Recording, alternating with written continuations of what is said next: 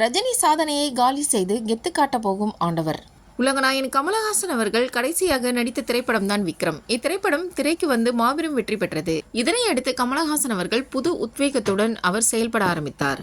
அதாவது இதன் மூலம் முடங்கி போன இந்தியன் 2 திரைப்படத்தின் படப்பிடிப்பு மீண்டும் தொடங்கப்பட்டது. அது மட்டுமில்லாமல் அவர் பிக் பாஸ், அரசியல், தயாரிப்பாளர் என பன்முக திறமை கொண்டு மீண்டும் அவர் வலம் வந்து கொண்டிருக்கிறார். கமலஹாசன் தற்பொழுது இந்தியன் 2 திரைப்படத்தில் நடித்து முடித்து வருகிறார். இத்திரைப்படத்தின் படப்பிடிப்பு விறுவிறுப்பாக நடைபெற்று தற்பொழுது போஸ்ட் ப்ரொடக்ஷன் பணிகள் நடைபெற்று வருகிறது.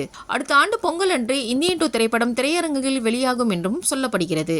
இந்தியன் 2 திரைப்படத்தின் வெற்றிக்காக அவருடைய ரசிகர்கள் காத்து கொண்டிருக்கின்றனர். அது மட்டுமில்லாமல் இதனை அடுத்து அவர் கல்கி 2898 ஏடி என்ற திரைப்படத்தில் பிரபாஸுக்கு வில்லனாகவும் அவர் மிரட்ட உள்ளார். இத்திரைப்படத்தின் படப்பிடிப்பும் நடந்து கொண்டுதான் இருக்கிறது. இதனையடுத்து வினோத்துடன் ஒரு திரைப்படமும், அது மட்டுமில்லாமல் மணிரத்னத்துடன் ஒரு திரைப்படமும் அவர் நடிக்க கமிட் ஆகி இருக்கிறார். இத்திரைப்படத்தின் டைட்டில் வீடியோ சமீபத்தில் வெளியாகி மாஸ் காட்டியது.